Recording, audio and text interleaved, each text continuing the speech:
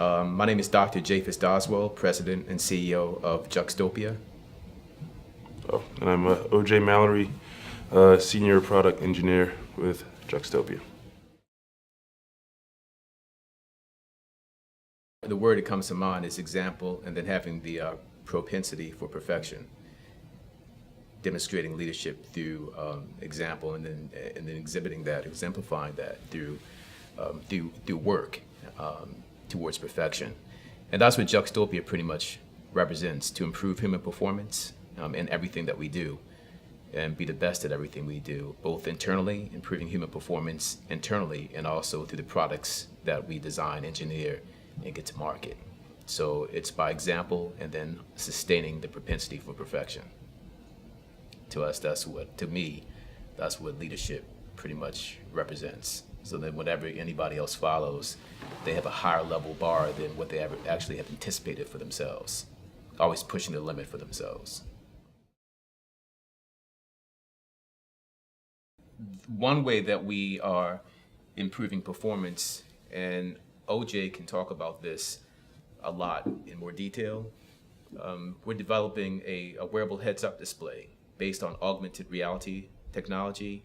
And from a business standpoint, the intent is to improve the performance of combat medics, for example, on the battlefield that need to perform a clinical procedure such as a needle decompression technique, or as a response to a tension pneumothorax, a condition where there's a blow to the chest, the lungs collapse, and a combat medic would need to actually insert a needle into the chest to relieve the pressure and then save the soldier's life. The way that the goggles can, or the headset that we'll see a little later, can really improve the performance of the combat medic on the battlefield is a cognitive aid that's provided by the goggles to step the combat medic through the procedure, so that combat medic can perform that procedure more accurately and more efficiently. Yeah, this is a particular application of the platform, but the platform in and of itself can be applied to any situation where enhanced cognition and enhanced situational awareness would be useful. And more specifically to situations where the spatial reality or the physical reality needs to be taken into account. So, for example, it's if you're getting directions to go to, let's say, a destination, you can view the directions from, let's say, a web service and view the steps. Go 3 miles on the first road and then make a right, and then each instruction one after the other. Or you can have a navigational system where it's telling you turn by turn directions and actually is depicting a graphic that correlates or resembles the actual physical scenario that you're actually experiencing, and then enhancing your perception by actually injecting information on a real-time basis about the physical situation that you're in, and then giving you visual cues that have relevance to the actual physical scenario that you're looking at.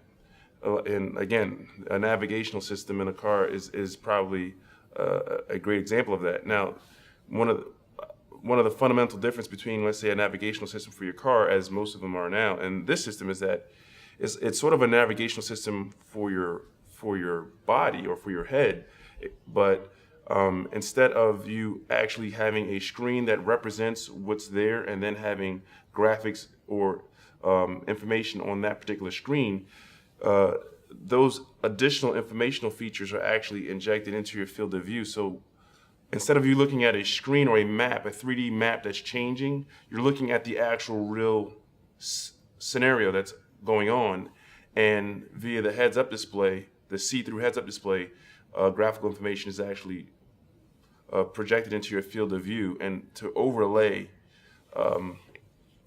the scenario as it's happening. We're still tweaking and massaging it. Our first product is scheduled for rollout at the first quarter of 2010. Well, it's an interesting story. I grew up in Baltimore City Public Schools all of my life. I went to private school 1 year, Calvert Hall, but I didn't like private school, so I encouraged my parents to put me right back into public school. But how I got here was I always was creative. I played piano and violin as a young child, starting at age 4 and 6 respectively. And I like to do artwork. I don't do much of that anymore because I don't have that much time. But I always had a knack for creative problem solving. Okay, so that was just the pure stuff about, I guess, natural talent. Okay, just creativity. But also had a love for science, mathematics, and technology. Very, very early on, even among my peer group that were thinking, even today, peer groups think this way. Like, if you were to ask some of my peer groups, they would want to be a musician or a basketball player, or football player, even when I was growing up. But when I was in 8th grade, I told my teachers I wanted to be a robotics engineer. So I can almost picture at that time sometimes you could have hats in school. So I had my hat turned to the side with my puff leather jacket on during those years, right? And I told my teacher that I wanted to be a robotics engineer. She didn't know what to do with that, but I sustained that. I knew I wanted to be in that type of area, and then mixed that somehow with some kind of medical background. I graduated from high school and went to Oberlin College, where I was then able to manifest both the creativity and the science. I entered to both do musical performance in violin and also to major in neuroscience, but I found out that I wasn't well prepared in mathematics as much as I should be. And so my pre-med dreams kind of diminished, but I didn't like to have that weakness. So then I picked up computer science that was more mathematically inclined because you had to take a lot more math, and then picked up cognitive neuropsychology to supplement the pre-med, but I also really focus on an interest, which was neuroscience. At that point, I looked at research on how do people learn and how do people acquire information and then improve their performance. Okay, so I started very early on in my academic career looking at this problem. How do people acquire information so they can actually make a decision? And more importantly, how do people learn and apply that information that they've learned in a new problem situation? And that comes from cognitive science and neuroscience. But then how do you create applications that help to facilitate that, which is computer science and software engineering?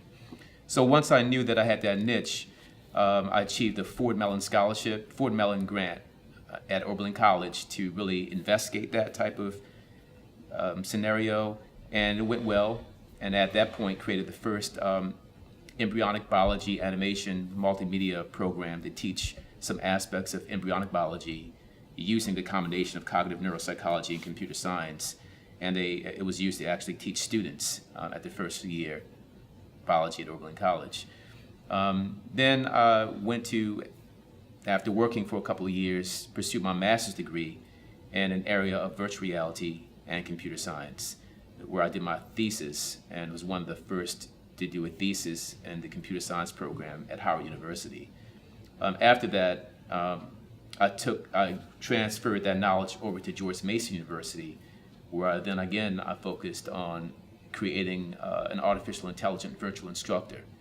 And so a virtual instructor is mimicking the human being as an instructor, but also making that virtual instructor better than a human being.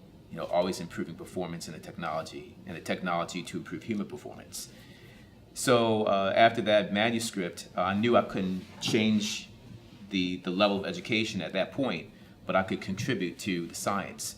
So I contributed my dissertation work to IEEE, which is the Institute for Electronics and Electrical Engineering, one of the oldest engineering institutes in the nation, in the world. And we have about 40 researchers around the world that now focus on virtual instructor research, pushing it to the limits, and hopefully one day a virtual instructor can work with a human being. While I was doing the PhD, though, a scenario came up with Georgetown University, a professor, Dr. Brian Blake, who was a young African-American professor. At that time, he was chair of the computer science program at Georgetown I think he was 32 then. 32 years old, African-American chair of computer science at Georgetown University. Okay, that's a story within itself. He's a good guy. He came to me and said, Jayfus, do you want to do a research project together? I said, sure.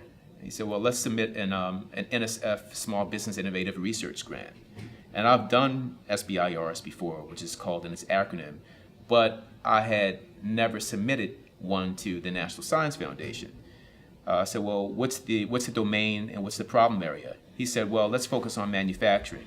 What technology do you think could help in the manufacturing arena?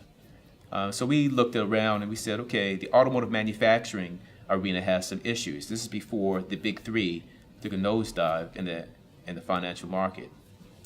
And I said, well, you know what? We can focus on the workers. Let's improve the performance of the workers working on cars, on building and manufacturing cars. And I said, okay, let's look around. Let's look at the problem first. What are some of the problems? Sometimes the automotive manufacturing workers make mistakes on certain given tasks. They take too long to actually complete certain tasks. So I said, well, you know what? They're wearing safety goggles already. Why not create an augmented reality headset for the automotive manufacturing workers so they can actually voice retrieve information right there on the headset and then voice document certain things to perform a given task. And that's how this augmented reality product started back in 2004. Through that one problem that we have to address and what businesses have to do, and to actually take a leap of faith on technology that was not yet proven on an academic standpoint from MIT, and it started with Boeing in 1984, but augmented reality has never really hit the commercial marketplace. And so we took a research concept, put our own creativity in it.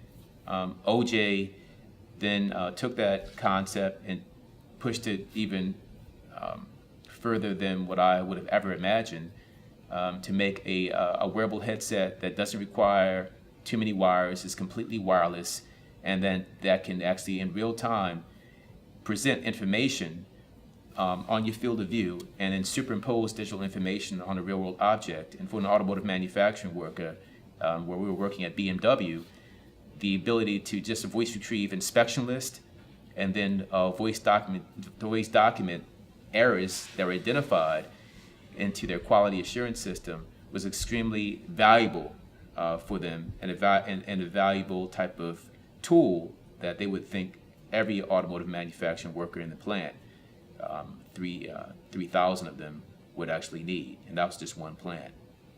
And that's pretty much how it came and manifested, starting from the early days of wanting to be a robotic engineer. And we do other things in that arena to trying to find ways to improve human learning and cognition, to creating products that achieve that.